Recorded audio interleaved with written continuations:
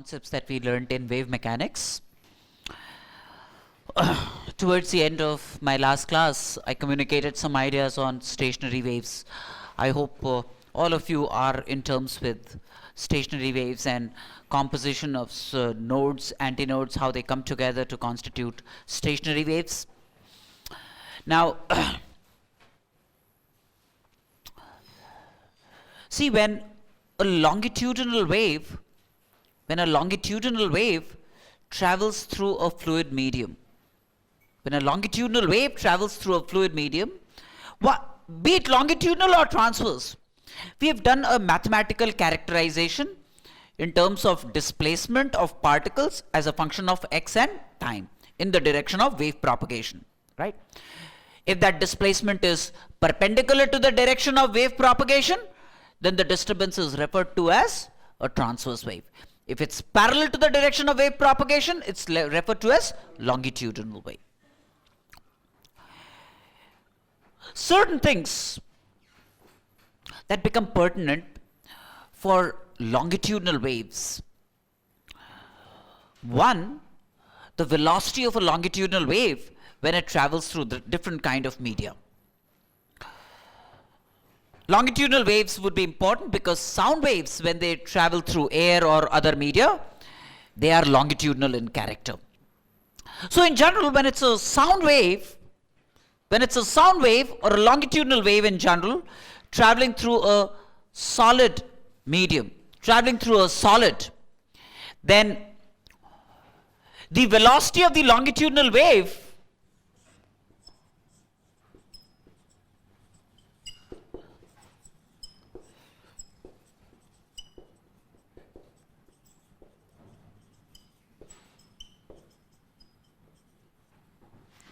through solids is given by root y divided by the density of the medium, where y measures the elastic properties of the solid and is referred to as the Young's modulus.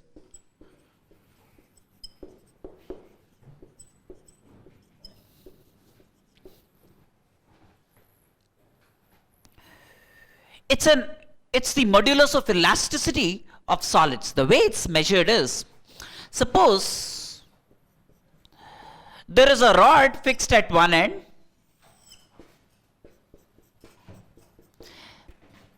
a uniform rod, say, fixed at one end, and a force F is applied parallel to the length of the rod. A force F is applied parallel to the length of the rod, perpendicular to its cross section.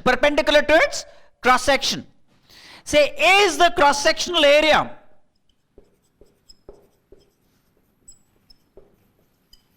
Right? When you cut it out from here and watch from this direction, the cross sectional area gets exposed. A is the cross sectional area of this rod, and let's say the length of this rod is L. The original length, the unstretched length of this rod is L.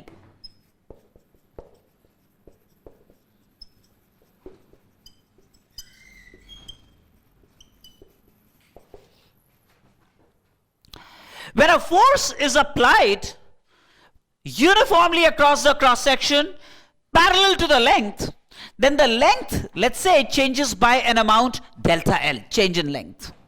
So, say on application of this force, the rod responds with a change in length delta L. Delta L is the change in length.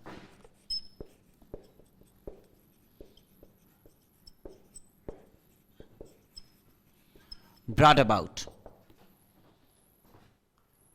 Then there are two things that we define. One, the stress acting is defined as the force per unit cross-sectional area. If A is the cross-sectional area, then F divided by A is the force per unit area, force per unit cross-sectional area.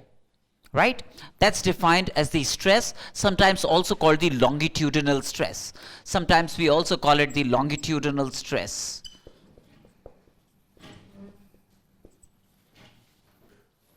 Very clearly, its unit would be Newton per meter squared. Newton per meter squared. And then we define what's called longitudinal strain, which is defined as change in length on application of this stress divided by the original length. Change in length divided by the original length is the longitudinal strain. A property of solids is that the ratio of longitudinal stress to strain is a constant and will measure the elastic properties of the solid. Will measure the elastic properties of the solid. That means stress divided by strain, F by A divided by delta L by L. That's a constant, and this constant is called the Young's modulus or modulus of elasticity of the solid, right?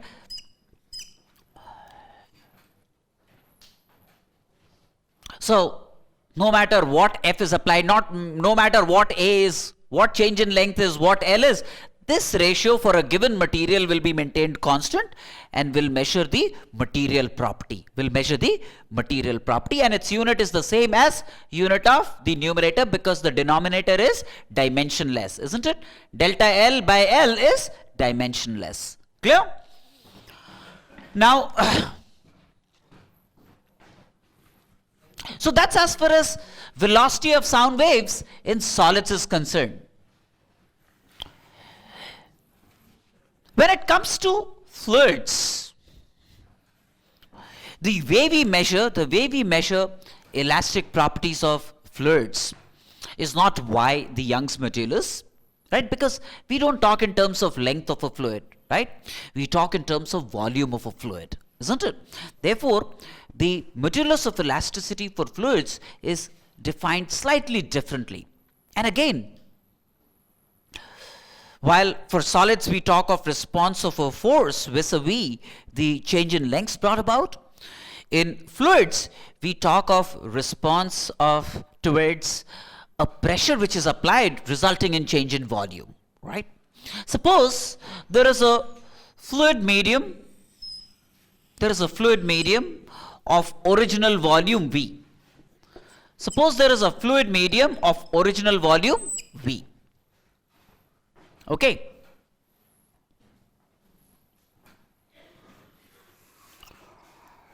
And say there is a pressure applied on it,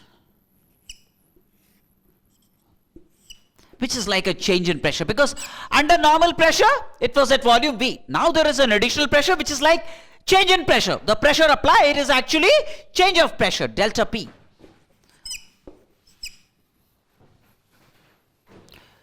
A pressure delta P is applied which results in change of volume.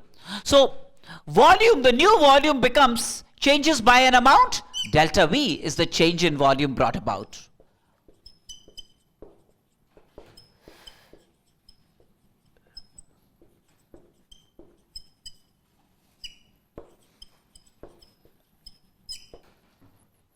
On application of a pressure, delta P. Now, in this case, when you can very clearly see that in most cases, if delta P is positive, that means if I am applying a pressure like this, then the volume decreases, then delta V would be negative because volume is going to decrease when you increase the pressure, right? So then, the way the elastic property, the modulus of elasticity of a fluid is defined is B, which is defined as minus V delta P, or rather, just to be, delta P is like the equivalent of stress, and the equivalent of strain is change in volume divided by original volume. So delta V divided by the original volume, that's the volumetric strain. Delta L by L was longitudinal strain. This is the volumetric strain. And since it relates to the volumes, this modulus of elasticity of the fluid is called bulk modulus. It's called bulk modulus.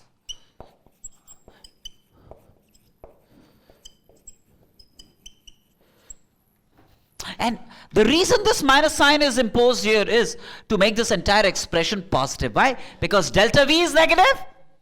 So then this negative sign along with the negative that appears here will cause B to be positive. Will cause B to be positive. So this then is like a V. It could also be written as dP dV. dP dV, which is the same as V minus V dP dV. dP is like the small change in pressure.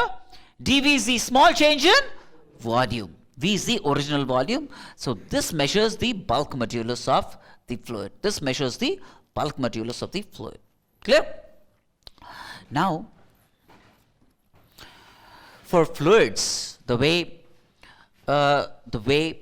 velocity of longitudinal waves in fluids is measured is not given by y, but is given by root b by rho. Rho is the density of the fluid.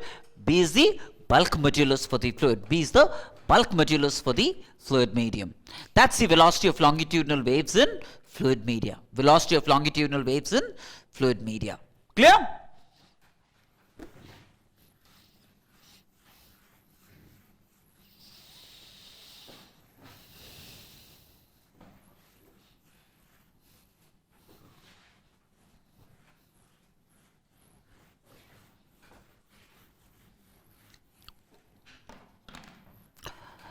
Now, suppose as a special case, the fluid that is being considered is, say, a special case of fluids could be an ideal gas. An ideal gas is a fluid, for example, right? Now, the ideal gas could, let's say, undertake an isothermal change, could undertake an adiabatic change, right? Could undertake an isothermal change or an adiabatic change in addition to other things. But these are the two things that we'll focus on, right? When a pressure is applied, it could result in either an isothermal change brought about or an adiabatic change. So, an isothermal change, and when it's an isothermal change, it's characterized by PV equal to constant,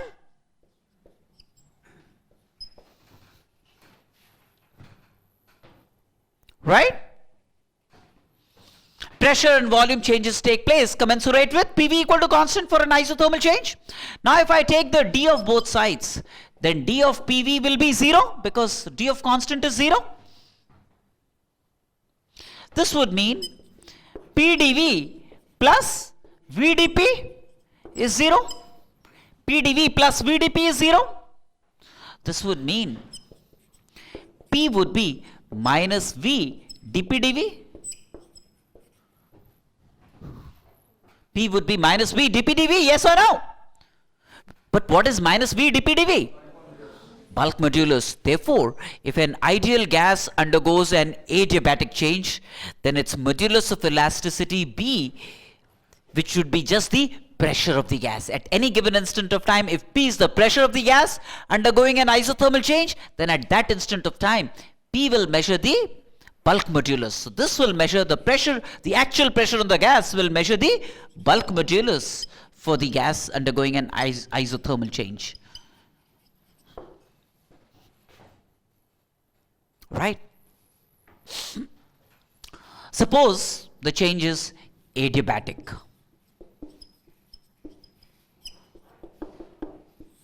Then in an adiabatic change, PV to power gamma is constant. Right?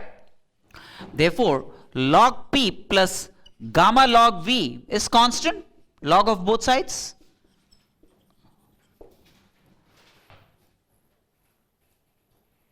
Right? Then D log P plus D of gamma log V is constant, is 0 because D of a constant will be 0, right? D of log P, if you remember, is 1 by P dP.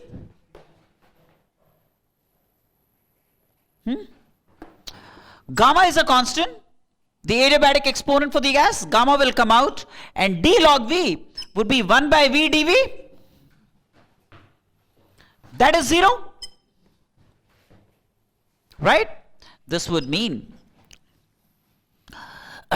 minus V dP dV is gamma times P, Check that out. That means now the bulk modulus is no longer the pressure. This is minus V dP dV measures the bulk modulus, which no longer is pressure but is gamma times the pressure. That will be the revised bulk modulus if the changes brought about are adiabatic on an ideal gas, right?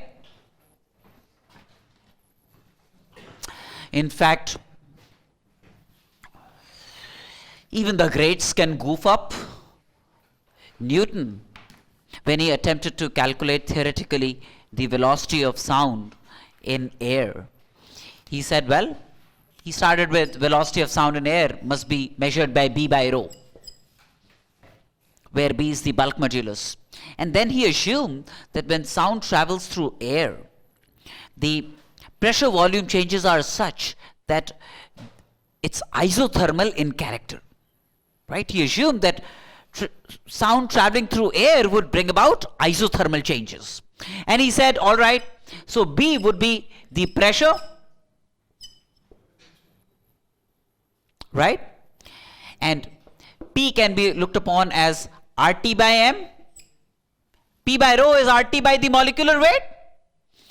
And at T equal to 273 Kelvin, he calculated velocity of sound theoretically using this result, and he found the velocity of sound to be roughly 280 meters per second, which was not matching with the experimentally calculated value of 332 meters per second, and therefore there was an issue with it. So this was Newton's computation, which didn't seem right. And then there came Laplace right after Newton, and he said, well, when sound travels through air, the pressure volume changes taking place in air are not isothermal, but they are adiabatic. And therefore, Laplace's correction, he said, Laplace said, V equal to root B by rho, where B is not the pressure, but would be gamma times the pressure. Because the changes are adiabatic, gamma times the pressure by rho, which is root gamma RT by M. And when the velocity of sound was calculated with the help of this formula, it came very close to the experimentally computed value of sound, velocity of sound. Now, see, when sound waves travel through air, or in general longitudinal waves travel through air, one way to characterize them is characterizing displacement of particles as a function of x and t. Y is a sine omega t minus kx, like I told you. Y equal to a sine omega t minus kx, which would give me displacement of particles as a function of x and time, right? At a given time, I would get displacement of particles for different x's. For a given x, I would get the displacement of the same particle at various instants of time, right? Now,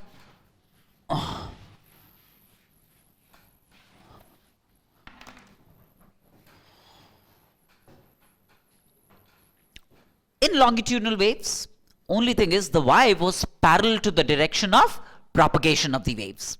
In transverse waves, it was this y was perpendicular to the direction of traversal of the disturbance. Now, when it was longitudinal waves, let's say traveling in this direction, for example, what really happened was, one way to characterize the whole thing was through displacements of various particles, like we've already done. But displacements, when they took place in the direction of propagation of the waves, there were certain regions in which the particles were brought closer together. There were certain regions in which particles were pulled far away from each other. Regions in which particles were brought closer together were regions of higher pressure. Regions in which particles were further away from each other compared to their normal separation, then those were regions of lower pressure compared to the normal pressure the region was exposed to. Therefore, there was a pressure characterization associated with the medium.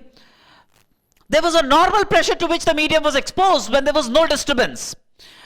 On production of the disturbance through the medium, there was pressure in certain regions over and above the normal pressure. There were pressures in certain regions that were below the normal pressure the region was exposed to. Therefore, we now wish to know, well, which part of the region was subject to pressure higher than the normal pressure? Which part of the traversal was having pressures lower than the normal pressures? So this would be my next objective, to characterize longitudinal waves, now not in terms of displacements, but in terms of pressure variations that take place when the longitudinal wave travels through a fluid medium, right? For example, suppose this is a tuning fork. Say this is a tuning fork. All the characterizations using generally can also be applied to Transverse waves don't subscribe to change of pressure. Change of pressure will take place only in longitudinal waves that travel through fluid medium. I was asking about velocity. The velocity formulas we used, are they also applicable to longitudinal? They are all longitudinal waves. No. In transverse waves, for example, velocity of waves in strings, which are transverse waves, the velocity is given by square root of tension by mass per unit length, right? Which is not the same as this, right?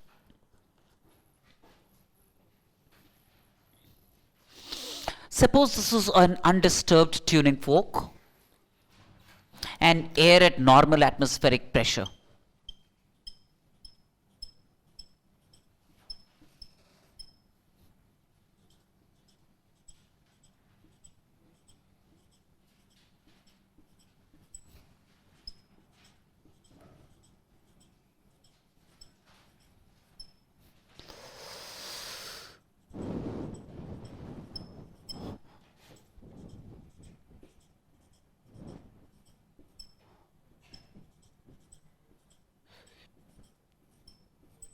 This is air at normal atmospheric pressure, and this is an undisturbed tuning fork.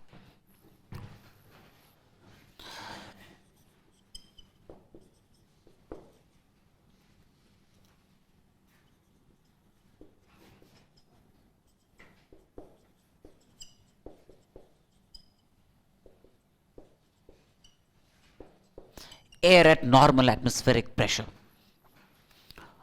right?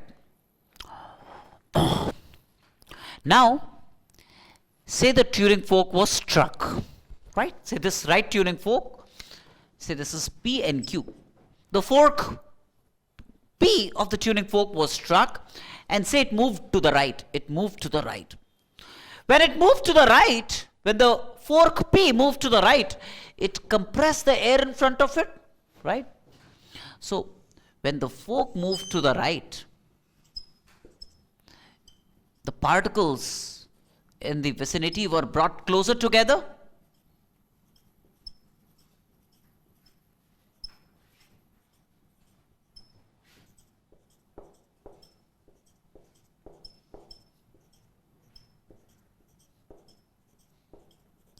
The particles were brought closer together. The ones in front of P were brought closer together. There was a region of compression.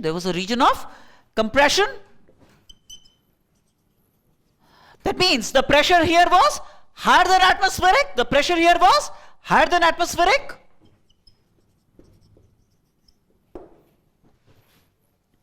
Right? Next, when the fork P moved inwards. So this was the fork P moving outwards, compressing the air in front of it, producing a region of higher pressure. Next, the fork P moves inwards. When the fork P moves inwards, then it drags air away from it. The particles now are spread apart. So now the pressure here in front of P is lower than atmospheric pressure, is lower than what the pressure was at P, because in this state you're moving the particles inwards.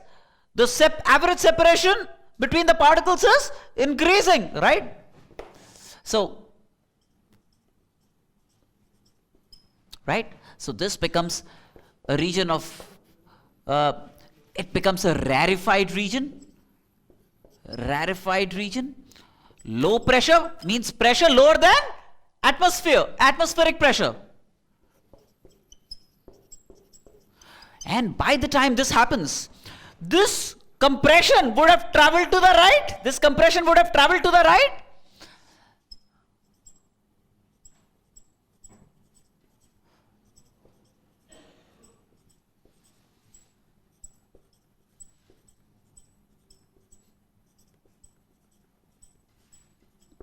This becomes the compression. And again, when it moves inwards, there would again be compression here.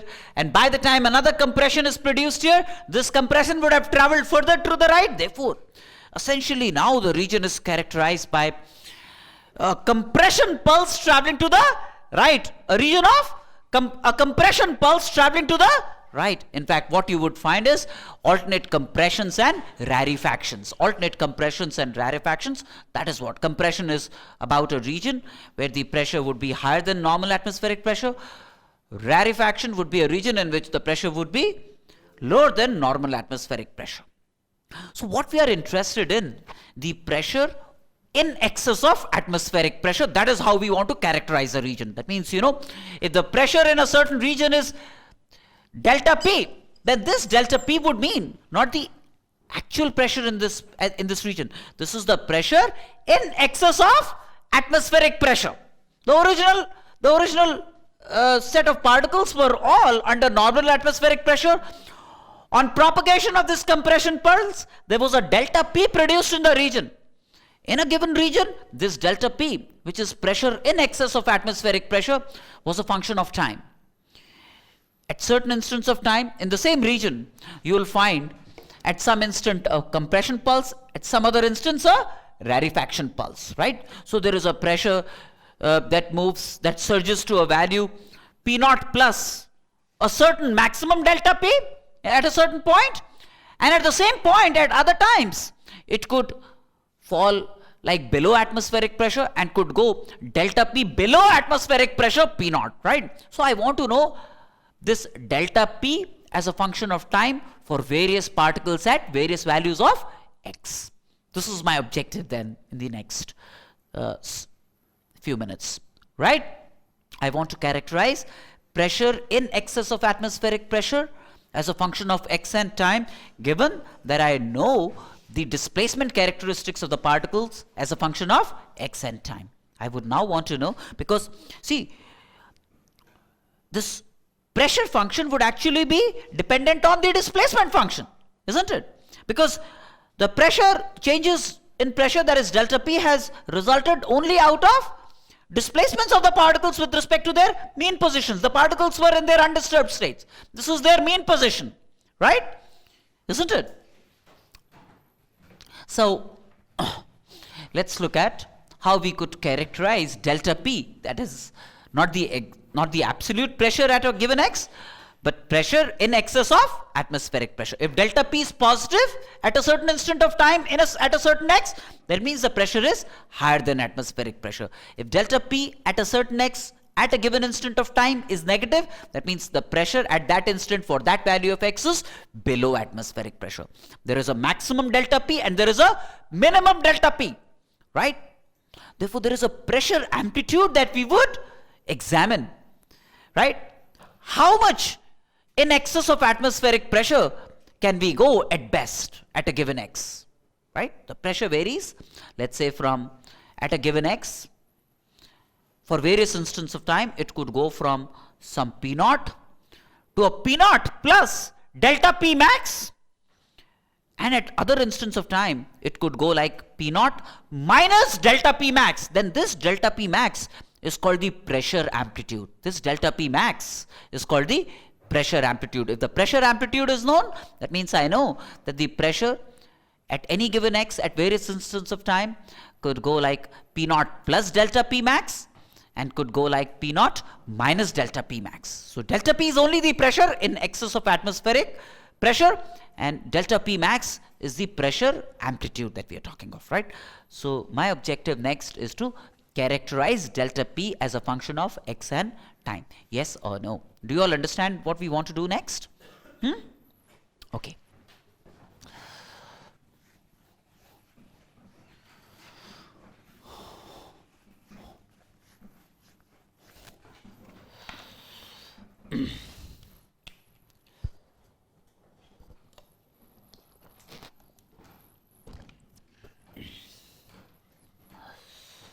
See, suppose there is a longitudinal wave that travels in the x direction. This is the x direction. This is the x direction. Okay. This is the x direction. The particles are getting displaced like this. Let's say displacements in this direction, let me not call them y, let me call them s. S would be displacements parallel to x. So the displacements of various particles, say, is given by s naught sine omega t minus kx. This is the displacement characteristics of the particles parallel to x, parallel to x. Then this s naught is called the displacement amplitude. This is the displacement amplitude.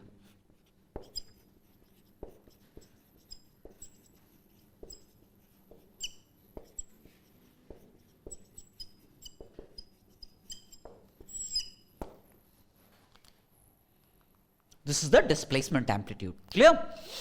Now, say, let me look at a region. Let's say this is a plane comprising particles at x. This is for some value of x. And say there is an area here, area A like this. Perpendicular to x, area A like this. I hope you understand, perpendicular to x, the direction of wave propagation. And let's say there are particles at x plus dx. There are particles at x plus dx. That means, again, this area is A, and the particles over this area have an x coordinate, which is x plus dx, right? These are particles spread over an area A at x. These are particles spread over an area A at x plus dx. All right. This region, which is a cuboid with area of cross section A and of length dx, this region, and this is the undisturbed states of these particles. This is the undisturbed states of the particles at x and x plus dx. When the pressure was atmospheric pressure. This would be the state of the particles that were originally at x and originally at x plus dx. This region, therefore, had an original volume V, which would be A into dx. This region would have an original volume V, which would be A into dx. Yes or no? Right? Now,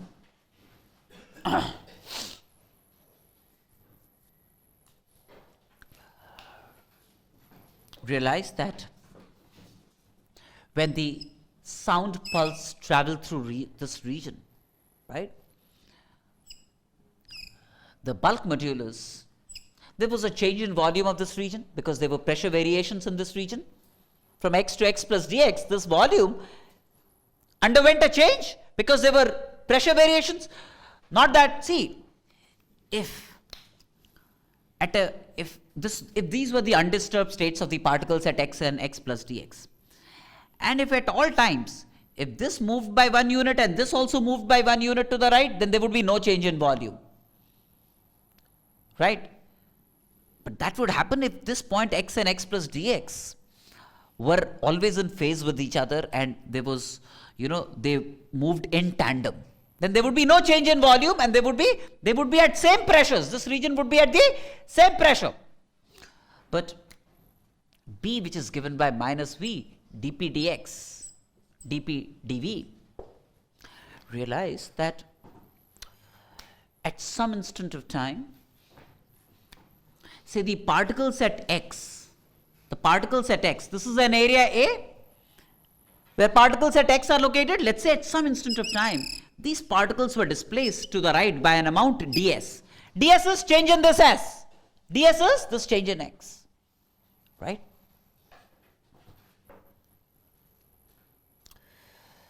Or rather, say they were displaced by an amount s. S is the change in x.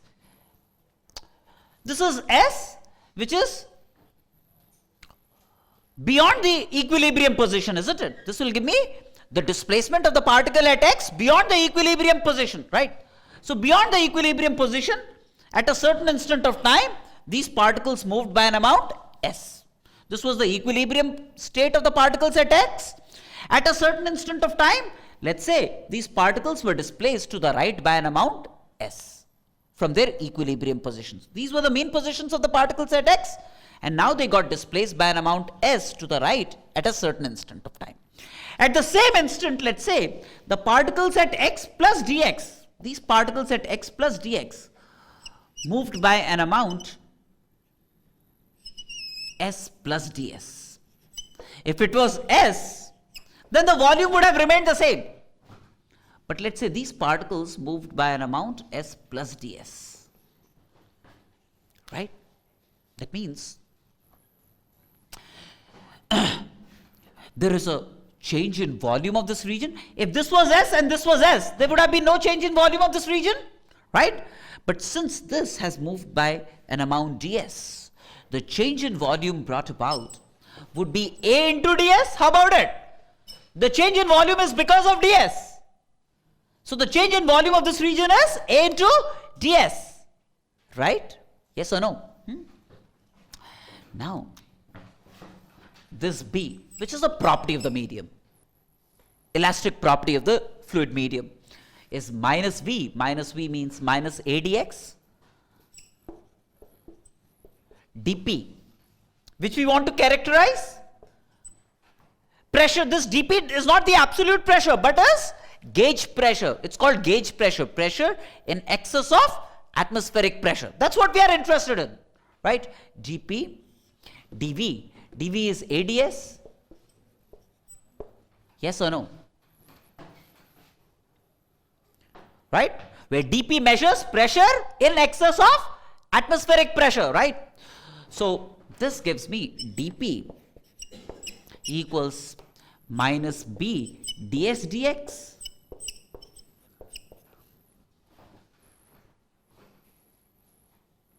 Right?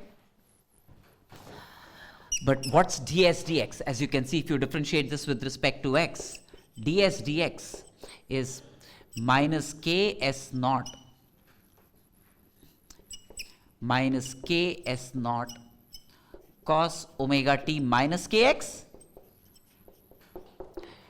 That's ds dx, which we can plug into this. So this is like b s naught k ds dx, which is cos omega t minus kx.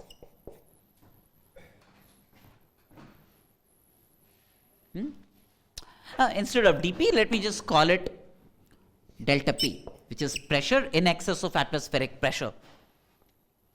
This would give me pressure in excess of atmospheric pressure. So now I have a complete pressure variation scenario available. For a given x, I would know how delta P varies as a function of time. But delta P is not absolute pressure, it's pressure in excess of atmospheric pressure, right? And at a given instant of time, I can get a snapshot view of the delta P's in that region. If I vary x, I know how delta P would vary for different values of x at a given instant of time. I would know the exact pressure scenario in that entire region for different values of x. How about it? Does it make sense? So this gives me the pressure characterization of that region. This gives me the pressure characterization of the region. Do you realize what is delta P max? Delta P max, maximum variation in pressure, is B S naught K? Is B S naught K? And therefore this must be the pressure amplitude. This must be the pressure amplitude.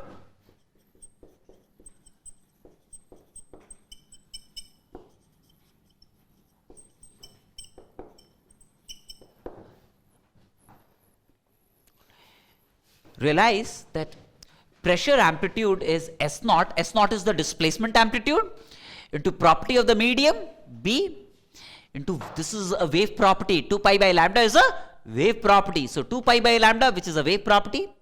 This is property of the medium, elastic property of the medium, bulk modulus into displacement amplitude. So if you know all of this, you would know the pressure amplitude in that region. That means you know that that region would be subject to a pressure which can at any given x would go like P naught plus delta P max to P naught minus delta P max. That's the range of pressure any given x would be subject to at all times, right?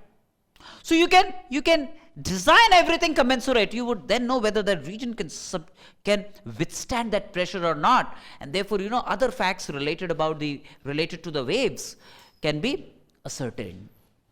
So pressure amplitude. The other thing that you can see here is, see, this is the displacement amplitude, this is the displacement variation, which is a sign. This is like B S naught K. This could be written as sine omega t minus kx plus pi by 2, right? Which you can see is 90 degrees ahead of the displacement variation, which is 90 degrees ahead of the displacement variation. Therefore, the pressure characterization is 90 degrees ahead in phase of the displacement characterization. Will always be 90 degrees ahead of the displacement characterization. Got me now? No problem? Do you all understand this? So the pressure wave is 90 degrees ahead of the displacement wave. That's what we say in common parlance. The pressure wave, the pressure pulse is 90 degrees ahead of the displacement pulse in phase, right?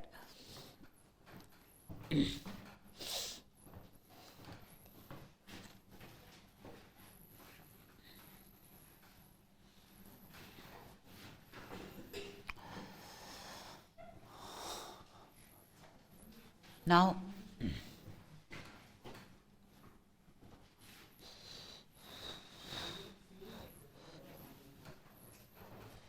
in fact, sometimes instead of delta P, they just write P equal to Bs naught K, and if the displacement is sine, this will become cosine. 90 degrees plus whatever you see for displacement is what will become of this, right? If that was cos of something omega t minus kx, this will become cos omega t minus kx plus pi by 2. That's the way you should remember it, right? So whatever be the displacement characterization, if it's sine, then you say sine and add a 90 degrees to the argument.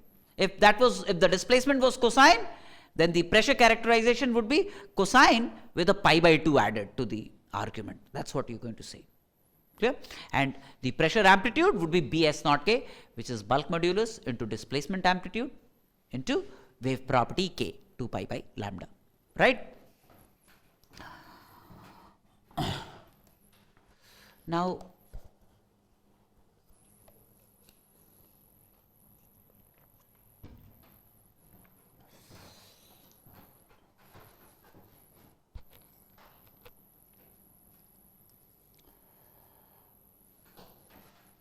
see, suppose there were two sources, S1 and S2, two sources of disturbances. These were two sources of disturbances.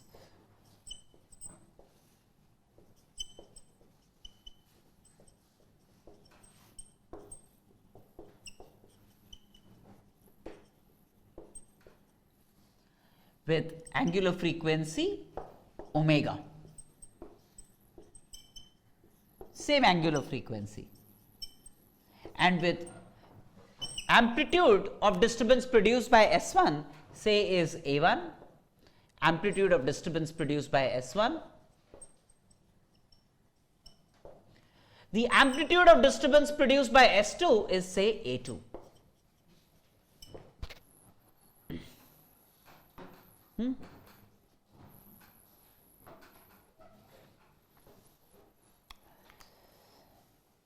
And say S1 and S2 were in phase with each other. They were always in phase with each other. These are two sources of disturbances in phase. All right. Say S1 and S2 in phase.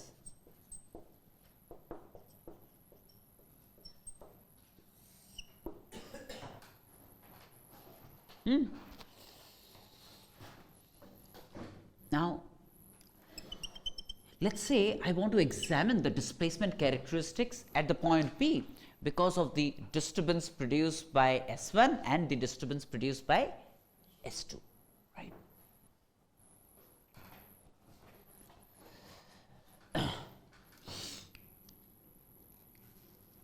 Now,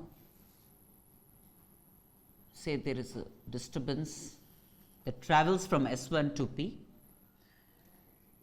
over a length x1, over a length x1.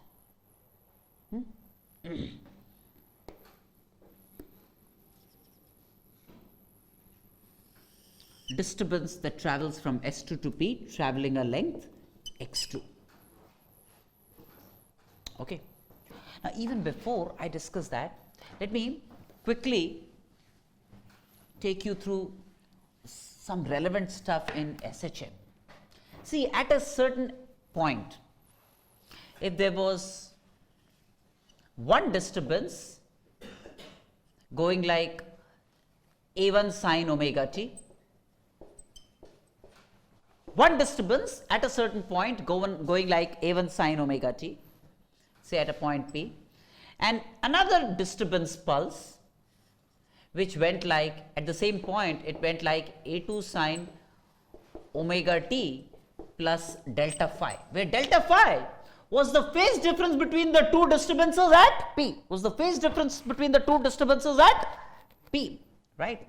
Same different amplitude but same frequency. Now, when they superimposed at P, what was the net effect produced at P? What is the y as a function of time produced at P? Y1 plus Y2 would be the displacement characteristics at P because of the superimposition of the two disturbances. Y then would be Y1 plus Y2, right, which is going to be A1 sine omega t plus A2 sine omega t plus delta phi, right? Yes or no?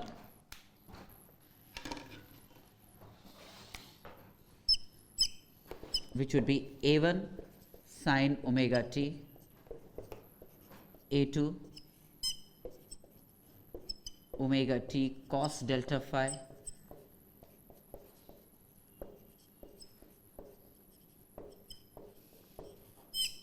cos omega t, right, which could have been written as A1 plus A2 cos delta phi sin omega t plus A2 sin delta phi cos omega t.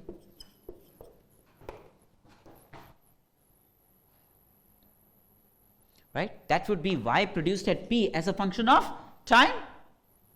Suppose I call this number as A and I call this number as P. I call this number as P. Right? Then the y produced at P as a function of time is going to be given by A sin omega t plus B cos omega t. A sin omega t plus B cos omega t. How about it? That's y at P as a function of time, which on multiply, remember how to deal with A sin theta plus B cos theta? You multiply and divide by root A square plus B squared, right? So when you did that, then you end up getting root A square plus B squared sin omega t plus theta, where tan theta would be B by A, such would be theta. Straight out of elementary trigonometry that we read early class 11, right? It could be written this way. That means at P, the amplitude produced would be root A square plus B squared. That would be the amplitude of the resultant superimposition. Yes or no? That would be the net amplitude produced at P, root A1 squared plus A2 squared, where the two disturbances that superimpose at P have individual amplitudes A1 and A2 and they differ in phase by delta phi. They differ in phase by delta phi. Now when they superimpose at P, the amplitude produced at P is going to be root A square plus B square. Yes or no? So, suppose at P the amplitude produced is AP, then AP squared would be A square plus B squared. The amplitude produced at P would be root A square plus B squared. So, AP squared would be A square plus B squared. Clear? A square plus B squared means this square plus this square, which is like a A1 plus A2 cos delta phi whole square plus A2 sin delta phi whole square. That's the amplitude produced at P out of this superimposition. Now, this square plus this square would be simply A2 squared, right? Therefore, this would then turn out to be A1 squared plus A2 squared plus 2A1 A2 cos delta phi. Yes or no? Hey, the intensity at any given point is proportional to the square of the amplitude at that point. The intensity produced at any given point would be proportional to the square of the amplitude at that point. Yes or no? Right. So, AP squared will be proportional to the net intensity at P. The intensity at any given point is proportional to the, therefore, intensity at P would be proportional to AP squared. What about the intensities of the constituent disturbances? A1 squared will be proportional to the intensity I1, the intensity brought about by the first disturbance Y1. A2 squared would be proportional to the intensity that is created by the second disturbance. Yes or no? So, what we could do is the AP square can be replaced by IP. A1 squared, A2 squared can be replaced by I1, I2, where I1 and I2 are the intensities of the constituent disturbances. IP is the net intensity at that point, right? Therefore, this could have been written as I at P equals I1 plus I2, intensities of the two constituent disturbances, superimposing at a point P where the phase difference between the two disturbances at that point is delta phi. I1 plus I2 to root I1 I2, yes or no? Because A1 would be proportional to root I1, A2 will be proportional to root I2 cos delta phi. Right? This is how they interfere or superimpose at the point P, given that at that point the phase difference between the two disturbances was delta phi. I1 and I2 are the intensities of the two disturbances, and IP is the net intensity produced at that point P owing to this. Right? Now,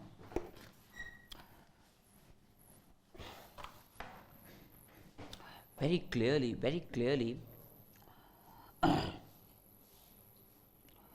IP would be I max. IP can have a value I max when cos delta phi is 1. Then this will have a maximum value, right? Right?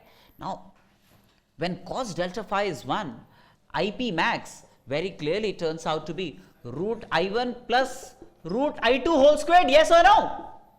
That's the maximum value of the intensity at that point, which will happen if the phase difference at the point of superimposition of the two disturbances is such that cos of the phase difference is plus 1, right?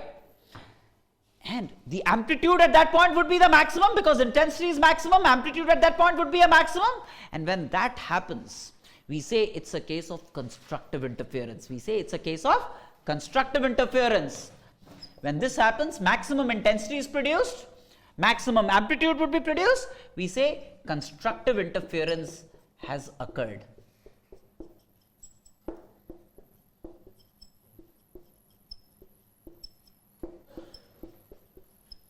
Constructive interference occurs at that point. Yes or no? Yes, you have a question? No? That means the condition that it boils down to is cos delta phi equal to plus 1. That means delta phi must be an even multiple of pi. Delta phi must be an even multiple of pi, right? So delta phi must be say 2r pi, an even multiple of pi. R is an integer. R is any integer. R can be 0, plus minus 1, plus minus 2, plus minus 3. Therefore, when the phase difference at the point of superimposition is an even multiple of pi, then the two disturbances add to each other and produce greater amplitude at that point, greatest amplitude at that point, produce greatest intensity at that point, and we say that the two disturbances have interfered constructively. The two disturbances have then interfered constructively, right? Now, in contrast, IP min, minimum value of the intensity, when would that happen? That would happen when cos delta phi is minus 1, the smallest value, right? Will happen when cos delta phi is minus 1. And what would be the minimum value of the intensity here? It would be root I1 minus I2 whole square. Root I1 minus root I2 whole square. Whole square. Then, if cos delta phi at that point is minus 1, then the intensity produced would be the least at that point. The amplitude of the net disturbance produced would be the least at that point. And when this happens, we say that the two disturbances have interfered destructively. The two disturbances have interfered destructively. It's called destructive interference. When this takes place, it's called destructive interference. Cos delta phi is minus 1, destructive interference. Least amplitude produced, least intensity produced when there is destructive interference. And cos delta phi is minus 1 means delta phi must be an odd multiple of pi. Delta phi must be an odd multiple of pi.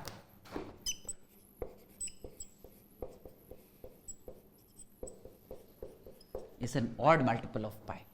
So, if the phase difference at the point of superimposition is an odd multiple of pi, it's going to be destructive interference, least amplitude, least intensity. When the phase difference at the point of superimposition is an even multiple of pi, destructive interference, maximum intensity or maximum amplitude is produced at that point. How about it? Right? Now, let me get back to the original problem I started with. So far so good, right? So, you now understand what constructive interference means and what destructive interference means. Clear?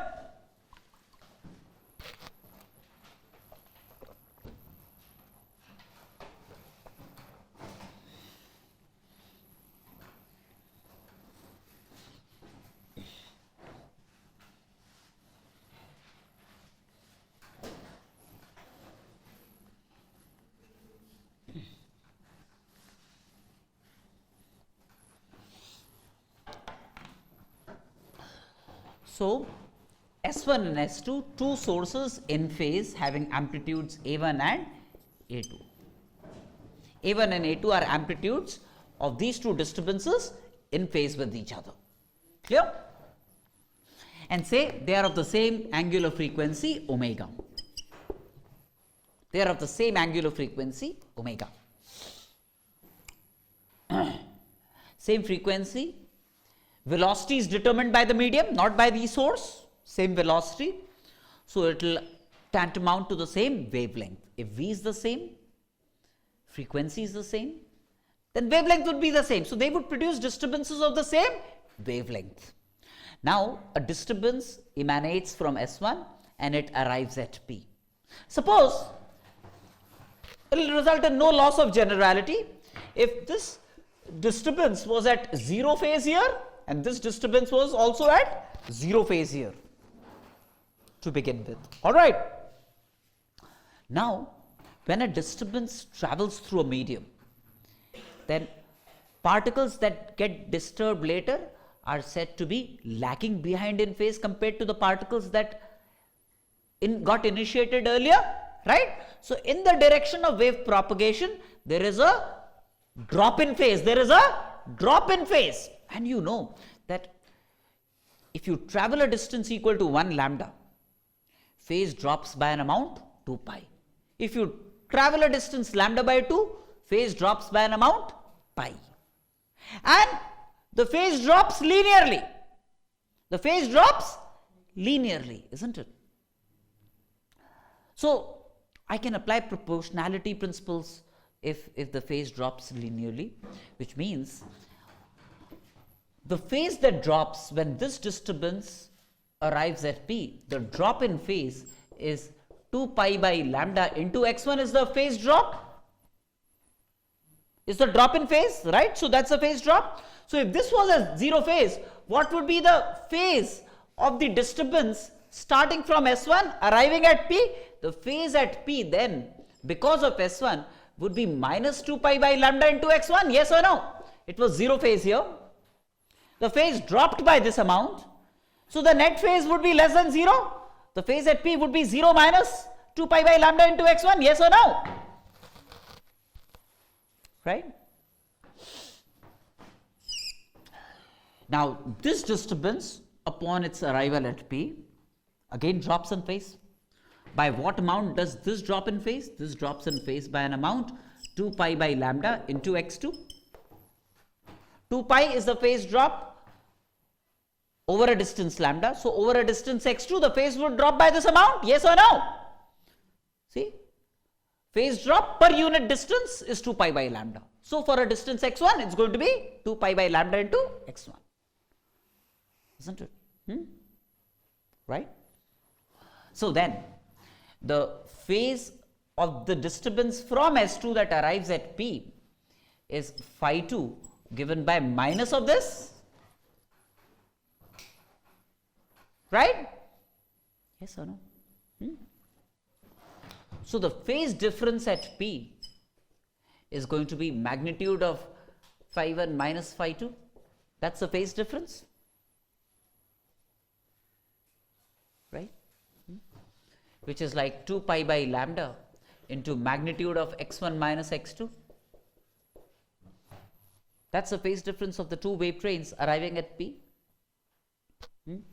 which is 2 pi by lambda into delta x. Delta x is the magnitude of the path difference. x1 is the path travelled by this, x2 is the path travelled by that. So magnitude of x1 minus x2 is the path difference. Magnitude of the path difference. This is path difference. This delta x is the path difference.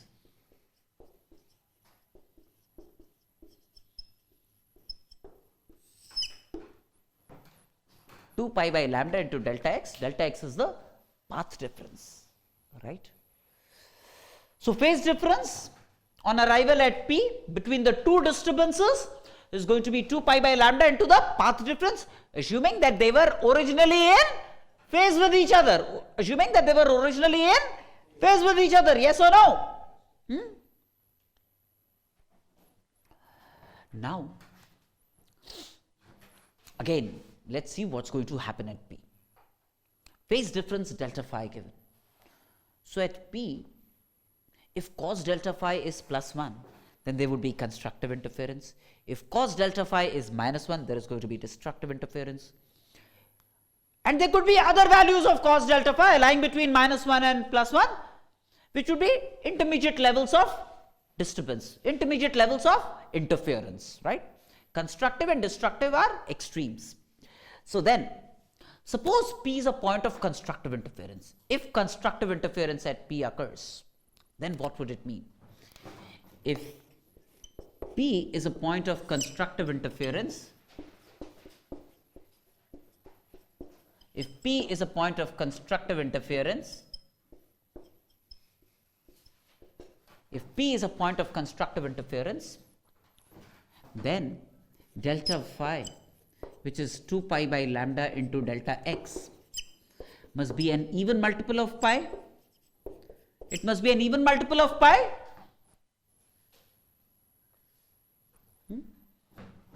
Let me not call it k, because k is also the wave number. Let me call it r, even multiple of pi, because I don't want to mix up variables. K for in wave mechanics would be wave number 2 pi by lambda. So let me denote the integer by r, not even by n, because n in number of cases would be frequency. So let me call r an integer here. So phase difference an even multiple of pi at P would result in constructive interference. Maximum amplitude would be witnessed at P, maximum intensity would be witnessed at P if this happens, right? So this would mean that the path difference must be an integral multiple of lambda. Path difference at P must be an integral multiple of lambda, r lambda, as you can see. So if the path difference is 0, that means that will happen if x1 equal to x2, or if the path difference is lambda minus lambda, 2 lambda minus 2 lambda, 3 lambda minus 3 lambda. If these are the path differences on arrival at P, and the original wave trains were in phase with each other at S1 and S2, then at P it would be a case of constructive interference. They augment each other, they support each other, producing maximum amplitude at P possible, maximum intensity at P possible is what they together produce, right? So this is the condition for constructive interference, and this is out of delta phi being an even multiple of pi, path difference an integral multiple of lambda, right? If these were two sound waves interfering constructively at P, then you would hear a large sound, right? If these were two light waves interfering constructively at P, then you would see a bright spot at P. You would see a bright spot at P, right? Now, if at P they interfere destructively,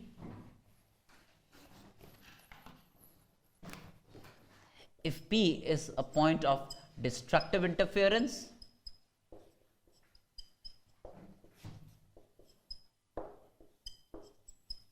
if P is a point of destructive interference, then delta phi must be an odd multiple of pi. Delta phi then must be an odd multiple of pi, right? Or what is delta phi? 2 pi by lambda into path difference delta x. That must be an odd multiple of pi, or delta x must be an odd multiple of lambda by 2, an odd multiple of lambda by 2. Then it would lead to destructive interference at P. That means if the path difference is lambda by 2, or 3 lambda by 2, or 5 lambda by 2, or 7 lambda by 2, odd multiples of lambda by 2 would lead to constructive interference, destructive interference, beg your pardon. And if these are true sound waves, it would lead to silence at P, or the lowest intensity at P. If A1 equal to A2, then it would lead to zero amplitude, zero intensity if A1 equal to A2, right? And cos delta phi is minus 1. If cos delta phi is minus 1 and if A1 equal to A2, you will witness silence at P all the time, right? See, these are not different. This, realize, is 2r into lambda by 2, which is an even multiple of lambda by 2, isn't it? R lambda is actually an even multiple of lambda by 2, a case for constructive interference. This is an odd multiple of lambda by 2, a case of destructive interference. And if cos delta phi, if delta x is neither this nor this, then the level of interference is intermediate, lying somewhere between constructive and destructive. This is what transpires. Yes or no? Do you all understand this? See, one fact which I am going to talk about at length later on, but I just want to mention for the time being.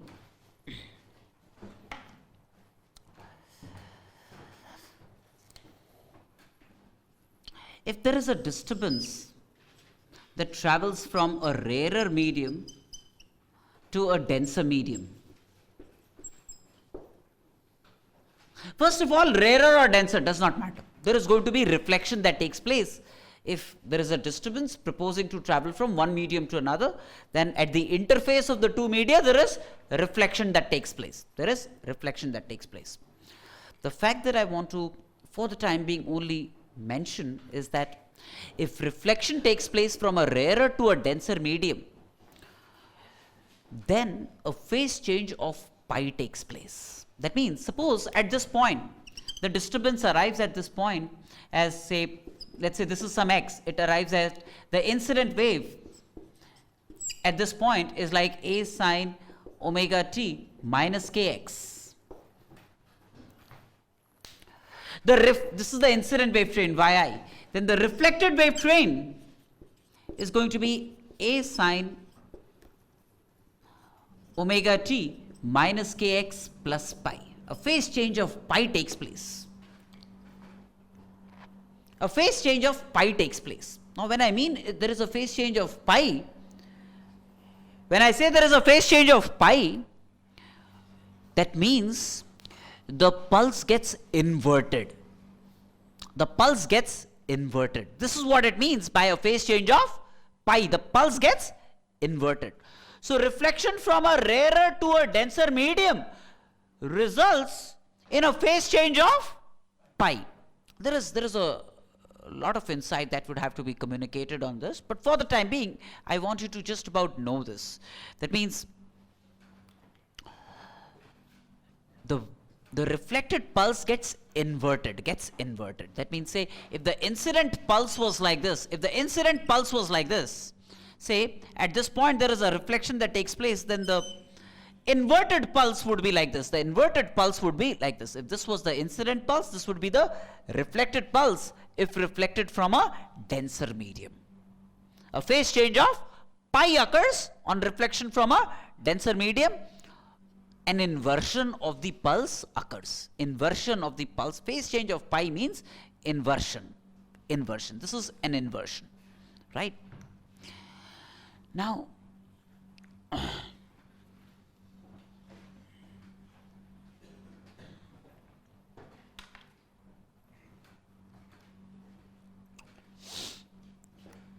say there is a string. First of all, you must recall that velocity of a string, velocity of transverse waves in a string is given by root T by m. T is the tension in the string and m is the mass per unit length.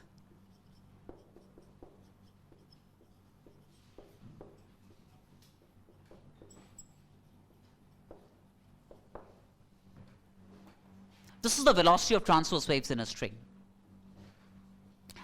Now, see, suppose the string is fixed at this end. And also say fixed at this end. You know, these are like the nodes. The string is fixed at this end and that end. A certain kind of disturbance can be initiated in the string. The string could be made to vibrate in several modes, right? For example, you've seen that the string could vibrate in this mode, a single loop. If it is made to vibrate in this mode, then it will produce a certain frequency. The string will produce a certain frequency. What frequency will it produce? Remember that if L is the length of the string and the string is made to vibrate in this mode by some means, the string is made to vibrate in this mode by some means, and if L is the length of the string, then L would be lambda by 2. L would be lambda by 2, node to node, right? The frequency gamma naught with which the string vibrates, the frequency of vibration would be V by lambda. That means V by 2L. And this is the fundamental mode of vibration of the string. Right? This is again a natural mode of vibration. Another natural mode of vibration can be, again, inciting vibrations in a certain manner.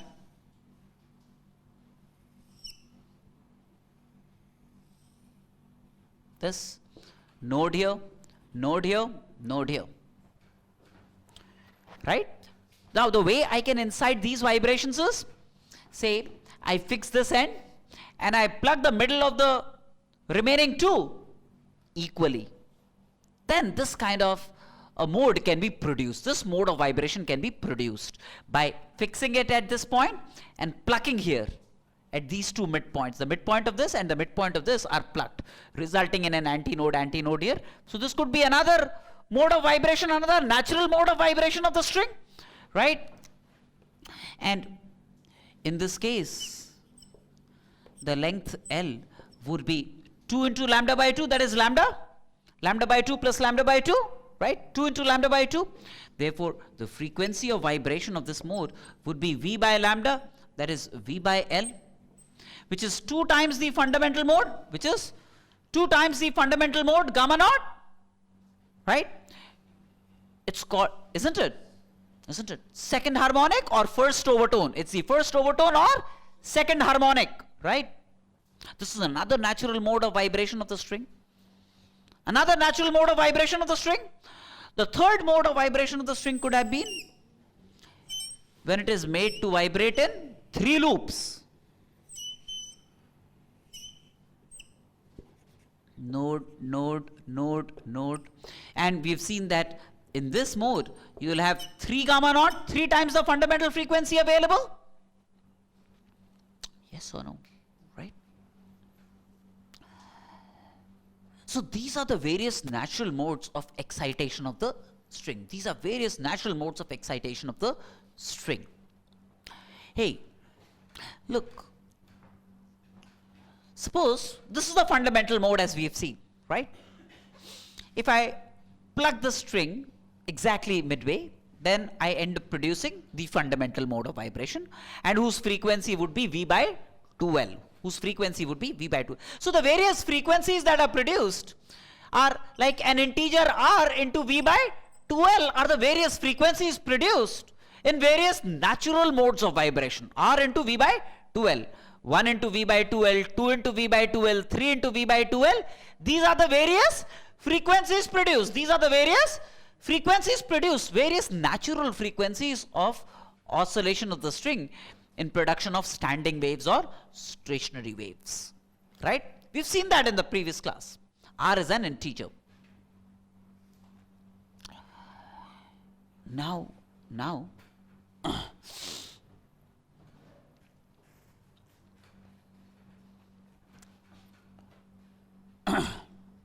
suppose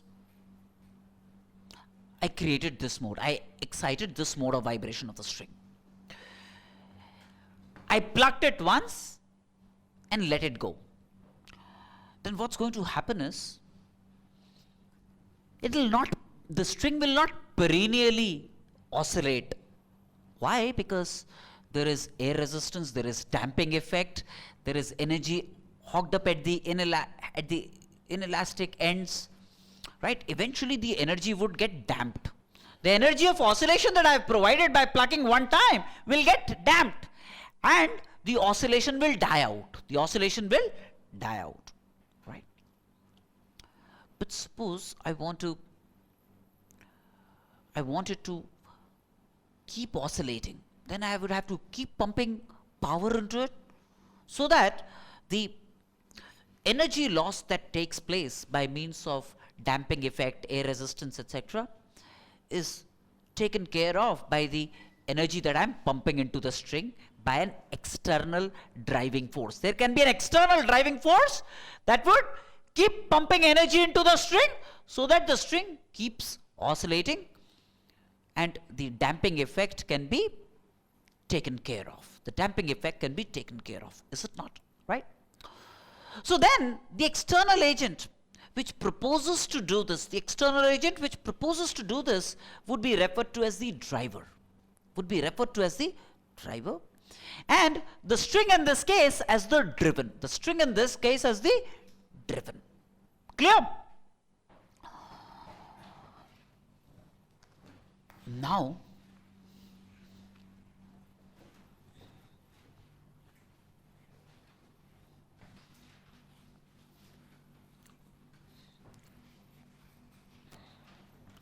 suppose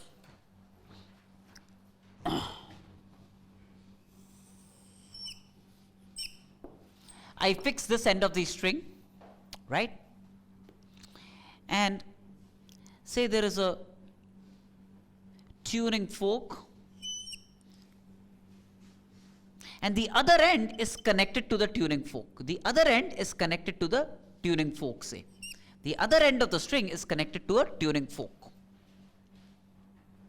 Right? Now the amplitude of the tuning fork is really very small. very small. Let me draw it a little better. Say, this is the tuning fork. This is the tuning fork.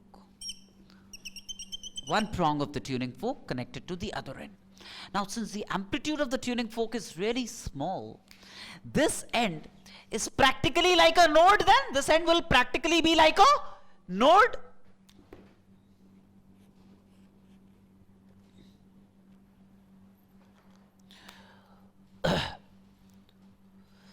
Now, just to distinguish between, see, the tuning fork will have a certain frequency, n hertz, which is mentioned, and will have a certain time period. What we do is, let me call the tension as T naught, so that the time period of the tuning fork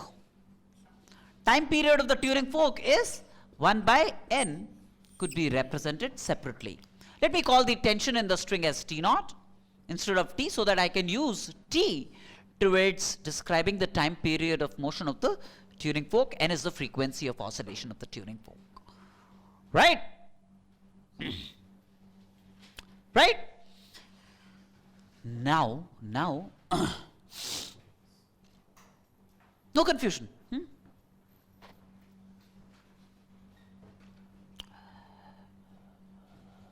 So then, say there is a pulse produced by the tuning fork at a certain instant.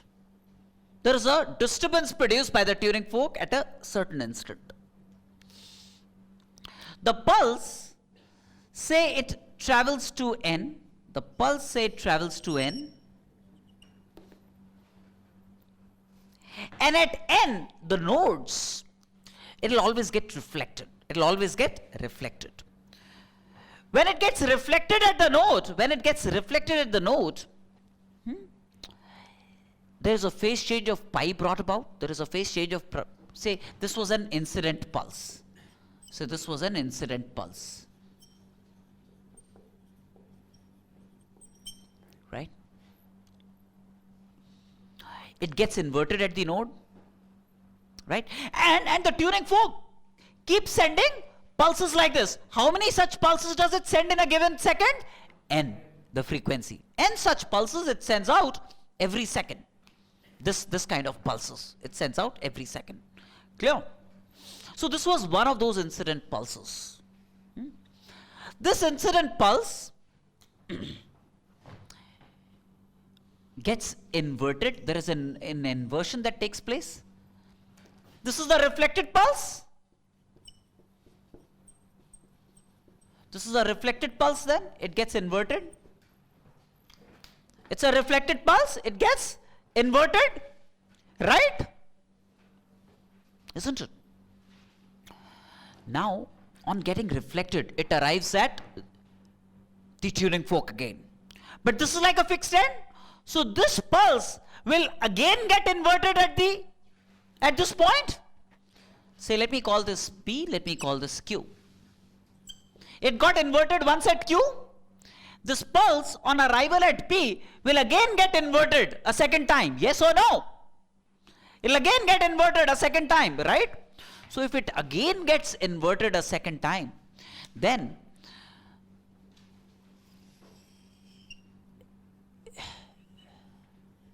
it will become like this. This is reflection again at P. This is reflection again at P, yes or no? Reflection of this pulse is this pulse. Reflection of this pulse is this pulse, a second inversion. Essentially then, what happens out of these two inversions? It comes in phase with the original pulse that was sent, yes or no? One phase change pi, another phase change pi. That means eventually phase change 2 pi. That means equivalently no phase change. That means the second time reflected pulse from the tuning fork. This is not the pulse sent out by the tuning fork. This one that I have drawn above is the reflection of this pulse at the end P. Right? And it would be exactly the way it was sent out to Q originally. It would be in phase with the pulse that the tuning fork originally sent to Q, yes or no? Do you understand that fact?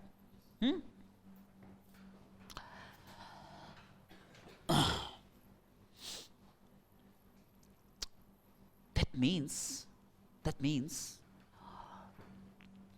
this pulse which is coming back from P now, in the same state that it originally left P, see, it got reflected from P in exactly the same state that it originally left P. It gets reflected from P in exactly the same state in which it got originally sent out from P, right? And in the process, it has traveled from P to Q and Q to P. It has traveled a length 2L. If L is the length of the string, the total distance that this pulse has traveled is 2L.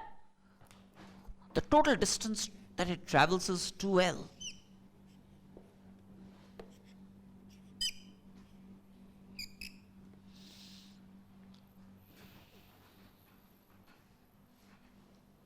Right?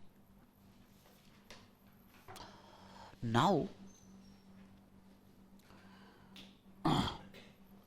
first of all, realize that if this 2L, right, it's come back in phase after traveling a distance 2L, the pulse has come back to the same phase as what it was at P. Coming back to the same phase. And these two inversions are then irrelevant because effectively no inversion, effectively no phase change because of, there is no phase change because of two reflections. That means, effectively, the phase change brought about is because of traversal of the pulse by a distance 2L, right? When a pulse travels a certain distance, then there is a certain phase change, right? There is a certain phase change because of traversal of the distance. The phase change brought about because of reflections and P and Q have got annulled. So the net phase change that has been brought about is because of traversal of a distance 2L. Yes or no? You know what I'm saying? What we want here is, like I said, we want this distance 2L to be such that the second time reflected pulse is in phase with the original pulse. That is what we want. It may not always happen. You know what I'm saying? Please listen to me very carefully. It's a simple thing, just in case you've lost out. I'm saying what we are seeking to do is that on traveling a distance 2L, the two reflections have not effectively resulted in change of phase because there is a double inversion which results in no net change in phase. A phase change of 2 pi, but there is effectively no net change in phase. So the only change in phase that is brought about is because of traversal of this length 2L. What am I trying to do? I'm trying to set this length 2L to such a value. I'm trying to set this length 2L to such a value that on traveling a length 2L, the pulse should have been brought back to the original phase. The pulse should have been brought back to the original phase. Only when the pulse is brought back to the original phase can this second time reflected pulse be in phase with the original pulse that was sent. The length 2L traveled by the pulse must be such, the length 2L traveled by the pulse must be such that, see, think of 2L along a straight line. Think of, open it up, say, think of 2L along a straight line. Forget this P and Q, think of 2L along a straight line. Okay. Over this length 2L, okay, even though this has been L like this and L backwards, it does not matter. It's a total distance 2L that is traversed, right? In traversal of a distance 2L, there is a certain phase change that takes place, right? What is the phase change that would have taken place over on traveling a distance 2L? The phase change that takes place is lambda is the 2 pi is the phase change on traveling a distance lambda. So on traveling a distance 2L, this is the phase change that takes place. This is the phase change that takes place, isn't it? 2 pi for a distance lambda, so for a distance 2L, this is the phase change that takes place, right? Now, so what if it's L this way and L that way? The reflection has effectively has brought about no change in phase. The reflection has brought about effectively 2 reflections, therefore no net change in phase. Therefore only change in phase on traveling a distance 2l is because of the length 2l that has been traversed. Right? I repeat, what we then want to do is, on traveling a distance 2l, there was an original pulse that went from P to Q, and the second time reflected pulse is this. We want the second time reflected pulse to be in phase with the original pulse that was sent from P. When can that happen? If this length 2l that it has traveled is an integral multiple of lambda, if this length 2l is an integral multiple of lambda, if this length 2l, see, if this length 2l is an integral multiple of lambda, then delta phi would be an even multiple of pi, and it would mean same phase. If this length 2l, if 2l is an integral multiple of lambda, then delta phi would be an even multiple of pi, yes or no? An even multiple of pi? Even multiple of pi means same phase. Even multiple of pi would mean same phase. So, on traveling a distance 2l, if you want it to be in phase, if you still want it to be in phase, if you want the pulse to still be in phase, then you better make sure that this 2l is an integral multiple of lambda. If 2l is an integral multiple of lambda, what would that result in? It would result in the fact that the second time reflected pulse would be in phase with the original pulse that was sent from P, yes or no? Right? So, creating 2l equal to r lambda, the second time reflected pulse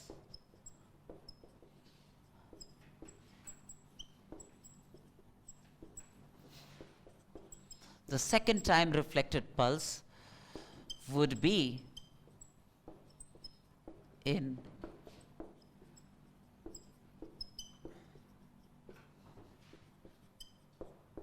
original pulse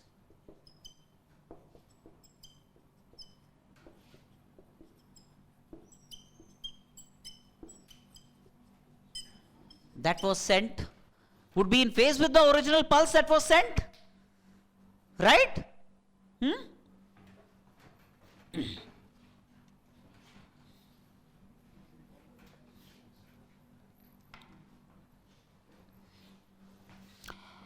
Then lambda would be V divided by the frequency of the wave. V divided by the frequency of the wave. Yes or no? So 2L would be then R into V, the wave velocity, which is square root of T by M, V divided by F. F is the frequency of the wave.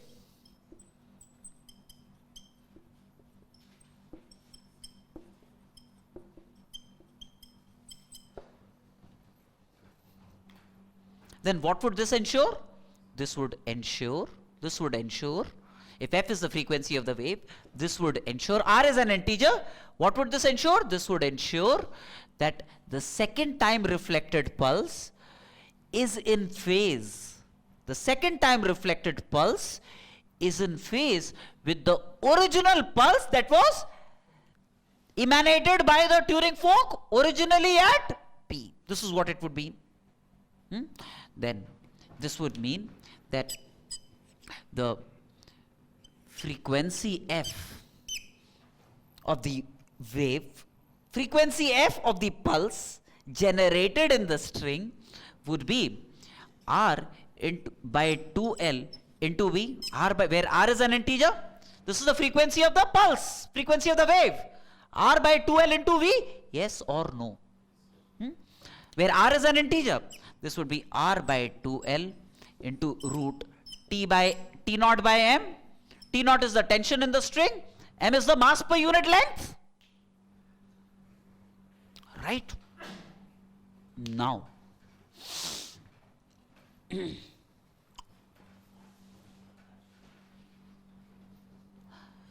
So there is a reflected pulse. Now in the same state as what it was when it started from P. Okay? In the same state as what it was when it started from P. I hope you are all in sync with me, right? Now, what I want is, in a time, what's the time that the pulse takes to come back to P? 2L by V, time taken by the pulse to come back at P, come back to P. Time taken by the pulse to come back to P.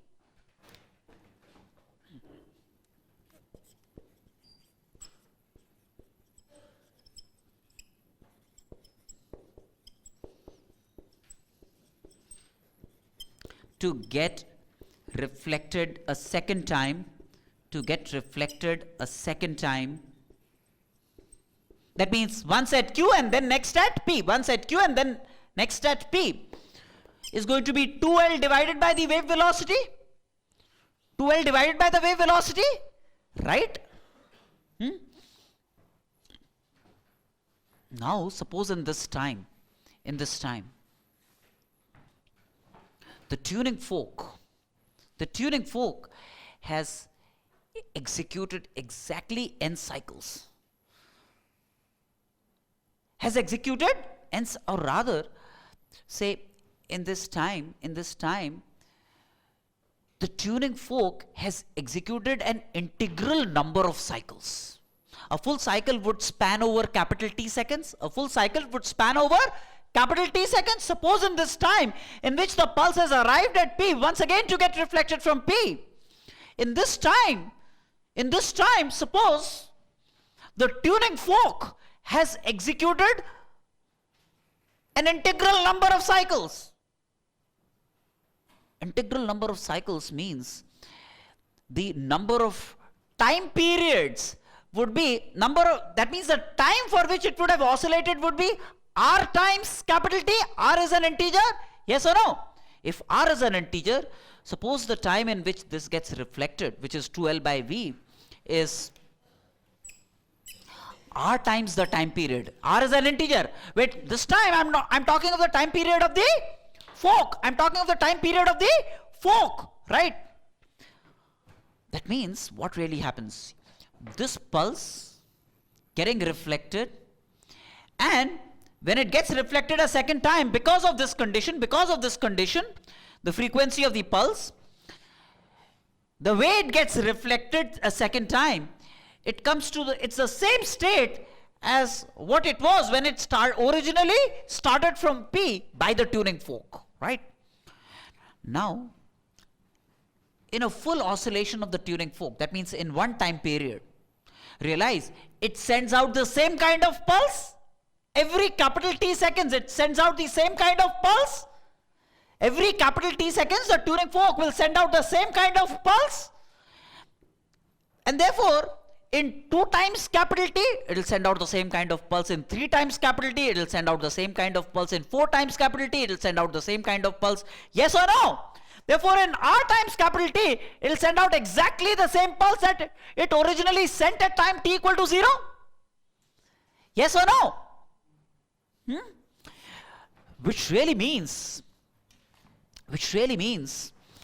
that in a time t equal to R times capital T, the tuning fork is sending a pulse that it originally sent to Q.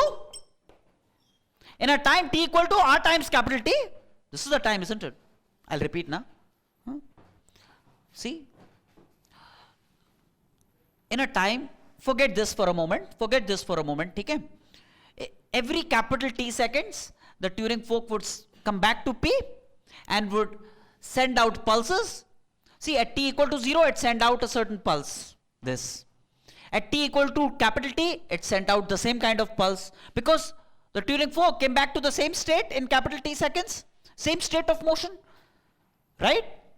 In t equal to 2t, it would again send out the same pulse. So t equal to 0, t equal to capital T, t equal to 2t, t equal to 3t, t equal to integer times t.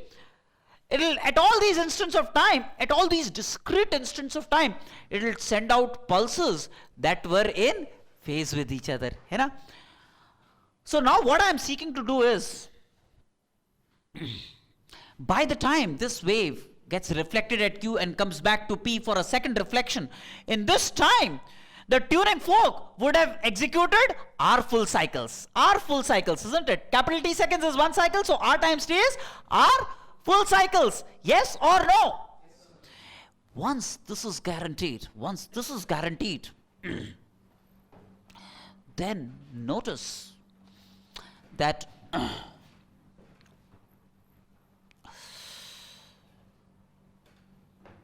the tuning fork is once again at this instant of time, RT, at t equal to RT, right? That means at t equal to 2L by V, it's sending out a pulse like this at this instant of time. The tuning fork is sending out a pulse like this, and the reflected pulse from P is like this, and then these two pulses will be in phase with each other, yes or no? Right? The one that is initiated by the tuning fork at this instant, the one that got reflected from P at this instant, they would be in phase with each other? Yes or no? And therefore, this reflected pulse at P and this pulse sent out by the tuning fork at P would interfere constructively, because if they are moving in tandem, they are moving together up, then they would produce larger amplitude of motion. They would produce a larger amplitude of motion. If they produce a larger amplitude of motion, when this happens, we say it's a case of resonance. This is what resonance is. This actually is resonance. Right? Do you understand? The frequency. Now, what about, so this capital T will give me the frequency of the driver. This gives me frequency of the wave.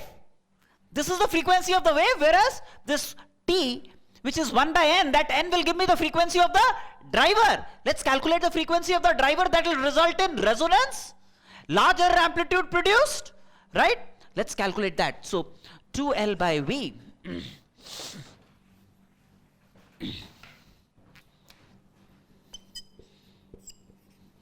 is R.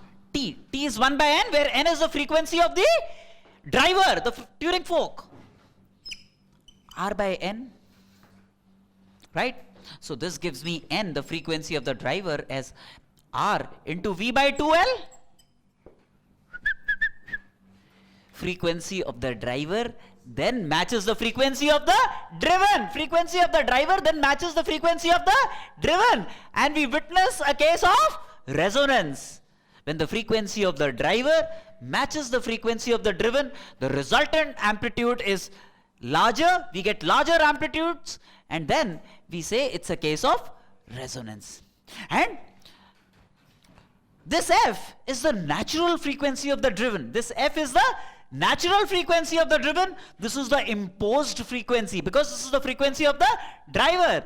When the imposed frequency matches the natural frequency, when the imposed frequency, which is that of the driver, matches the natural frequency of the driven, we end up getting what is called resonance, a case of greater amplitude produced. A case of the two result in constructive interference,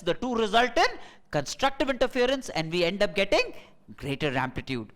This phenomena is called resonance. This phenomena is called resonance.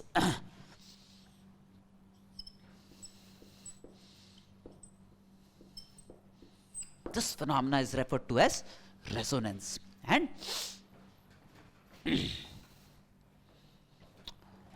so, you know, there is a setup, a resonance setup with strings that is sometimes used.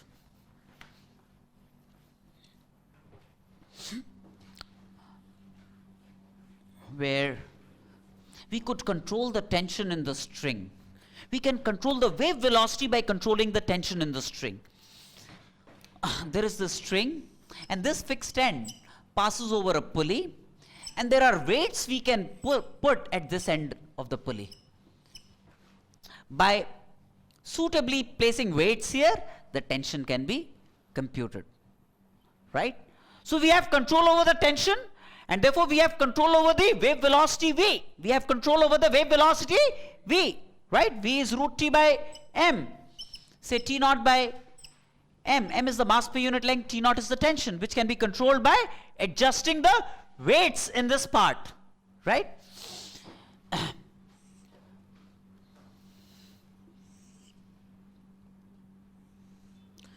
This is the tuning fork connected to this end.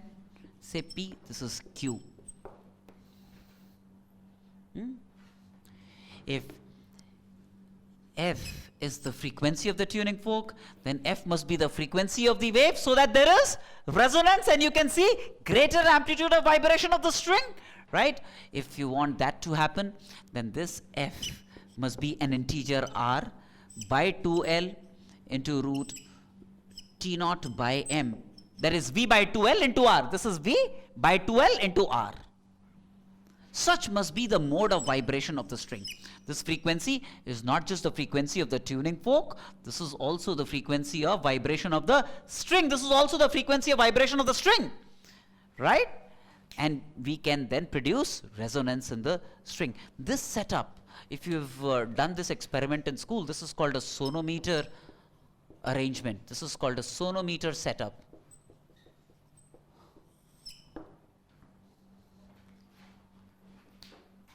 Right?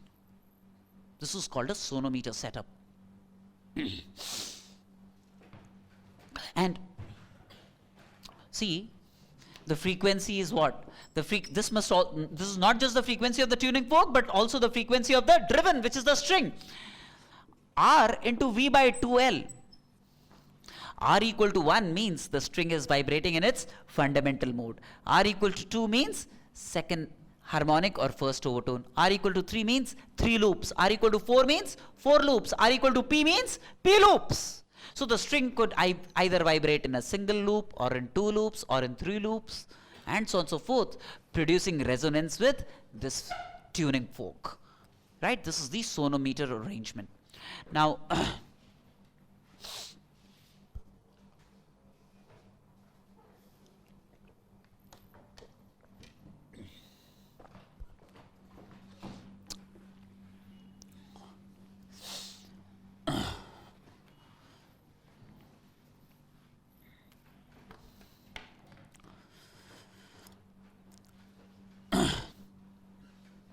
see,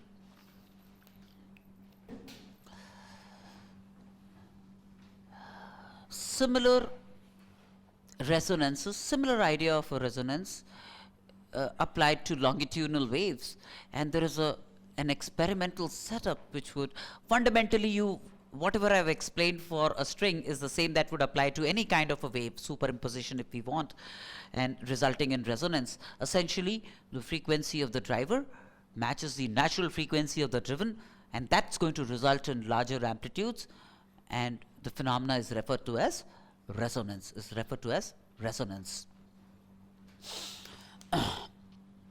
Now, say in the lab again, I'm not sure if you've done that in the lab, there is an arrangement. We look at what's called a resonance air column.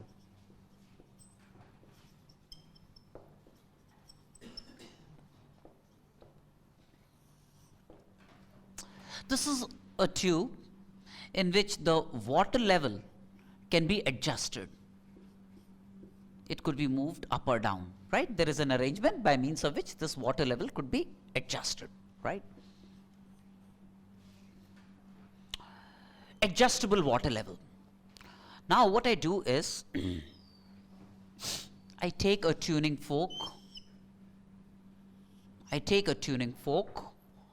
of a certain frequency f. This is a tuning fork of a certain frequency f.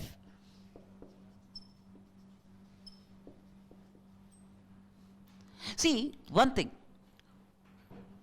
since resonance results in larger amplitude, it would manifest itself in case of sound waves. The way resonance would manifest itself is by producing large sound. Yes or no? Right?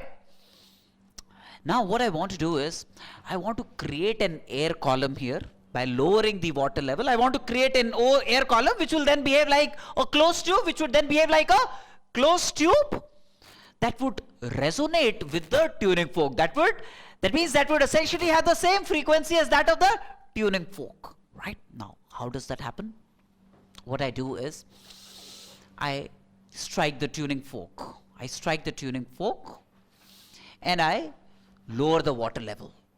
That means I increase the air length slowly, right? I find then that at a certain length L1, say, this is water which is brought down. At a certain length L1 of the air column, I hear a large sound. While I'm lowering that, I keep my ears open, all right, looking for a large sound, because I know that would be a resonant length. At that length, the air column would have had the same frequency as that of the tuning fork. It would be in resonance with the tuning fork, right? And the way it would tell me that it's in resonance is by producing a large sound, right? So I strike the tuning fork and I lower the water level. When I lower the water level, then I find that at a certain length, L1, there is a large sound that I hear. That means I know that this is the first resonant length at which a large sound is produced, and this is important for us. That means this must be the stationary wave formation here. And if I have to take the end correction into account, then L1 plus 0.3D. Remember this? Rayleigh's correction, L1 plus 0.3D must be lambda by 4. This must be lambda by 4, antinode to node.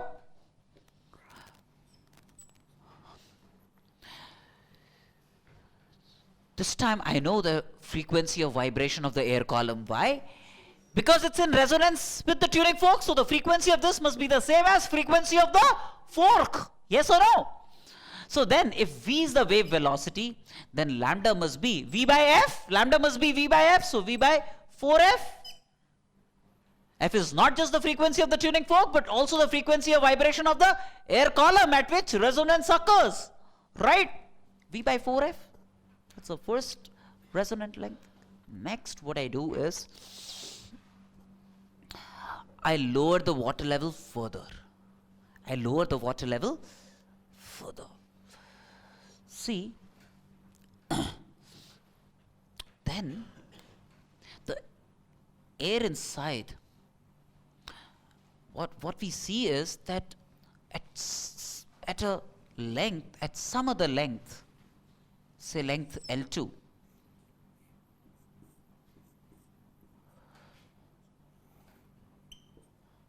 I again find the frequency of this matching the frequency of the tuning fork. I again hear a sound when I lower it further. That means, again at another length L2 plus 0.3D, what really happens is this can't be the mode then. The mode then of vibration of the air column must have been this. An additional segment is produced. Right? So then L2 plus 0.3D must be, this is lambda by 2 and this is lambda by 4, which makes it 3 lambda by 4. And see, there would again be a second resonance. A second resonance would be produced at a length L2. A second resonance would be produced at a length L2.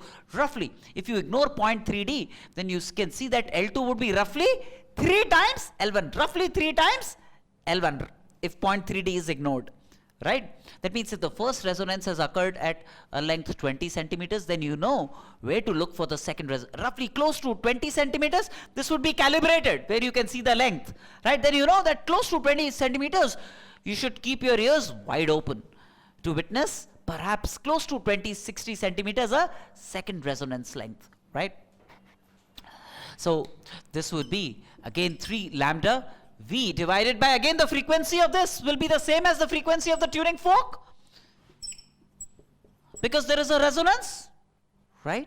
Yes or no? The next one you will see would be 5 times. Then you will see 7 times. You don't need that many. See, I'll tell you where V is what? V is the wave velocity in this medium. Wave velocity means velocity of sound. We are then talking of velocity of sound, longitudinal waves in air. That means velocity of sound in air at that temperature is my objective then, right? I could have found the velocity of sound straight out of this. I could have found velocity of sound straight. Say I found that the length at which the first resonance occurred was 20 centimeters. I calculate the diameter using a suitable instrument, the diameter, then I would know the end correction. And from this equation, F, the frequency of the tuning fork, it's written on the tuning fork how many hertz, 512, 256, 1024, it's all written on the tuning fork. Plugged in that and I could have calculated V. Why on earth did I go for a second resonance length? See, this calculation of D, first of all, this is empirical. There is always an error. This also has an error. It's not exactly 0.3D. There is some error. And again, in calculating the diameter, there is an error, right? So ideally, I would have liked to calculate the velocity of sound without involving the diameter of the tube, without involving Rayleigh's correction. That's an ideal situation I would have sought. So what I did was, I got a little pretentious, as if I'm going to use 0.3D a second time. This L1 and L2 would be known to me out of experiment, right? I'm only pretending that I know V, which would be the same whether I calculate from here or I calculate from here. Then I do this subtraction. L1 and L2 I know, then 0.3D gets obliterated, which would no longer be required. If I subtract these two, then do you realize L2 minus L1 would be V by 2F? L2 minus L1 would be V by 2F. L1 and L2 are known to me, right? L2 minus L1 eats up the end correction, right? So V then, velocity of sound, would be 2F into the difference in the two resonant lengths, where L2 would be close to 3 times L1. Yes or no? Do you all get me? So this arrangement helps me calculate the velocity of sound. Given the frequency of the tuning fork, L1 is the first resonant length, the second resonant length is L2. If I know these two resonant lengths in the resonance air tube, then using this formula, F is the tuning fork, whose value I know, I can calculate the velocity of sound in air at that temperature. Right? Right? That's the experimental setup. In the next mode of vibration, L3, you will find another segment, and L3 plus 0.3D would be 5 times lambda by 4. The length would be roughly 5 times L1, and so on and so forth. But now that's not needed anymore. Out of fun, if you're carrying out that experiment in school, then you can see that if this is 20, this is roughly 60, the next one would be roughly 100, then it would be 7 times 140, and so on and so forth. That's the way these lengths would roughly appear as resonant lengths. But the first and the second are required good enough for you to calculate the velocity of sound with least error, right? That's the air column arrangement that we were talking of, right? The concept of resonance. You understand the concept of resonance. Now, yet another fact which I want to share with you.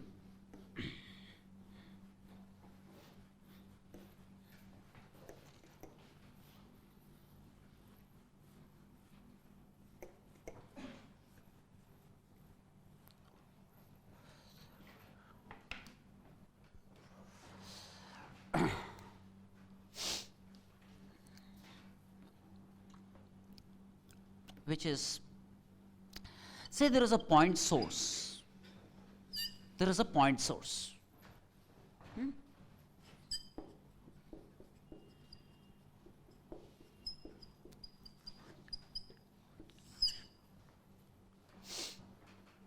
And it's releasing energy at the rate of p watts, p joules per second, creating a disturbance, right?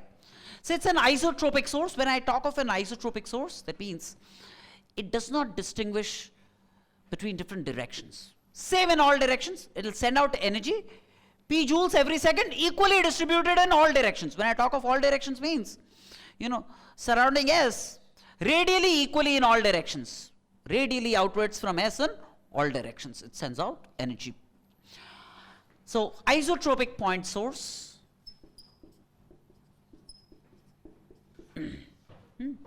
and the power associated with the source is P.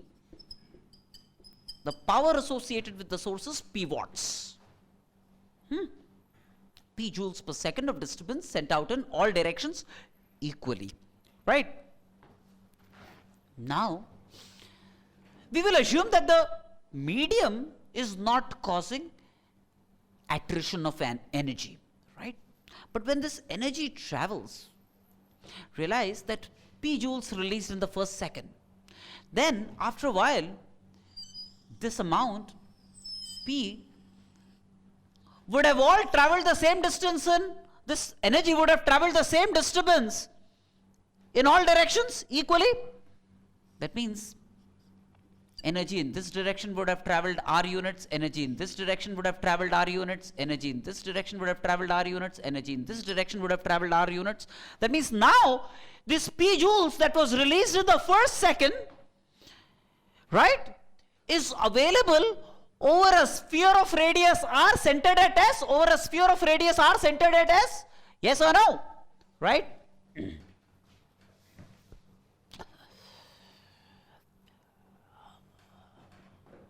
All particles on this sphere, all particles on this sphere are in phase with each other. Why? Because an energy disturbance that travels this length, there is a certain drop in phase. So this point would have a certain phase based on the phase drop that takes place over a length R. If you look at a point here, energy would have traveled a length R to reach this point. So the same drop in phase? Yes or no? The drop from S to P is the same as the drop from S to Q.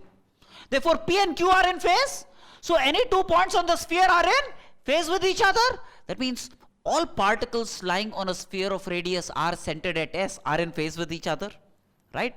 This is called a spherical wavefront. This is called a spherical wavefront. A spherical wavefront.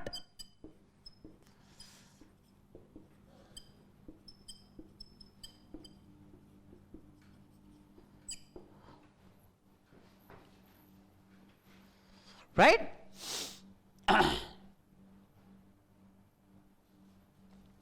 Now you have P watts equally distributed on the sphere. You have P watts equally distributed on the sphere, right? So the intensity is what? Watts divided by the area over which it's distributed would give me the intensity at any point on the sphere, right? Intensity at any points on the sphere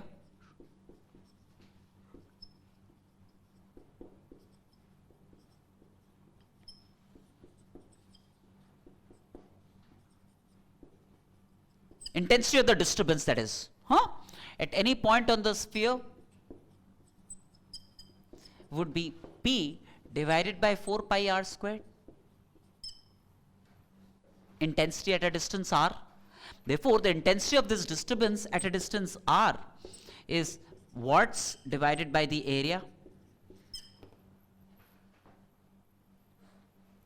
Right? Yes or no? But intensity is inversely proportional to the, is directly proportional to the square of the amplitude. So intensity at R will be proportional to the square of the amplitude at R, will be directly proportional to the square of the amplitude at R. Therefore, the amplitude at R from here you can see is inversely proportional to R. The amplitude at R would be inversely proportional to R. That means the amplitude here at a distance R can be written as, let's say, some constant A naught by R. Amplitude at R can be written as A naught by R, right? So the disturbance level, suppose at S, the disturbance was sent as y equal to some,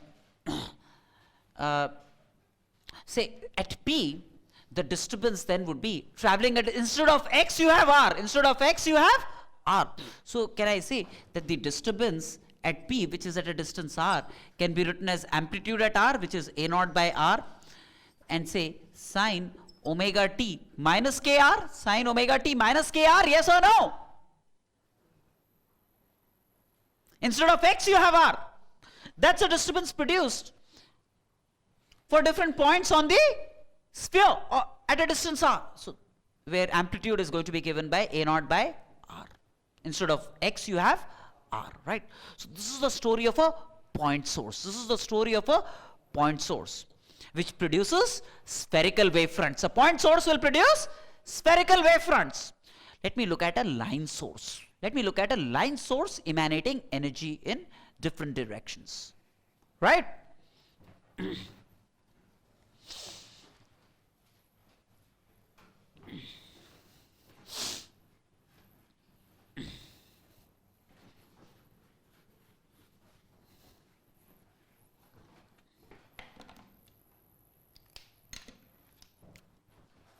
A line source of energy, again isotropic, releasing energy equally in all directions, right?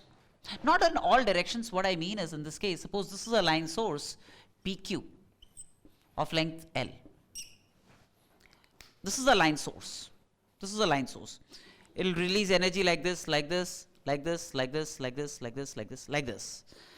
That means energy will travel in cylinders. Do you realize that energy will travel in concentric cylinders? Cylinders having this as the axis. First it will arrive on the surface of a cylinder of radius r1. Then energy will arrive on a cylinder of radius r2, all having the same axis. Coaxial cylinders. Coaxial cylinders. Therefore we say, and since all points of a sphere of all points of a cylinder of radius r, energy will reach at the same time. Therefore all points on this cylindrical surface would have disturbance in phase with each other. Would have disturbance in phase with each other. We therefore say that energy travels in cylindrical wavefronts. If there is a line source, energy will travel in coaxial cylinders. Will travel in coaxial cylinders, right? Now, say after a while, say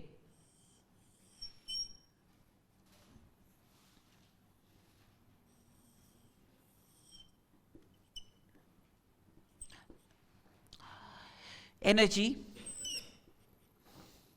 travels a distance r. This time, all points on the surface, curved surface of a cylinder of radius r have got excited, right? And the watts, there is some watts associated with it.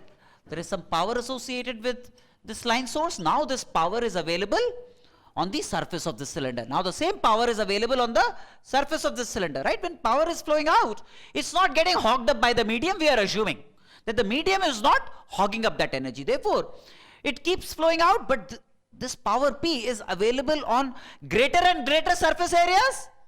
Right? As it keeps moving away, it's available on greater and greater surface areas. Therefore, power per unit area is decreasing. Therefore, you would expect the amplitude to decrease because the intensity is decreasing. Power per unit area is decreasing as you keep moving further and further away from the line source. Therefore, intensity will decrease. Amplitude will therefore decrease. Now, intensity at any point of a cylinder at a distance r from the axis is power divided by 2 pi RL, surface area of the cylinder. Power divided, this is the intensity, power divided by this.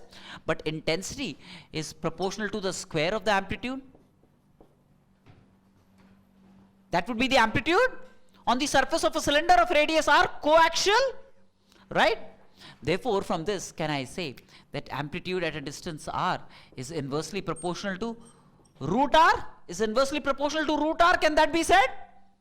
So, amplitude at a distance r is going to be given by a naught by root r.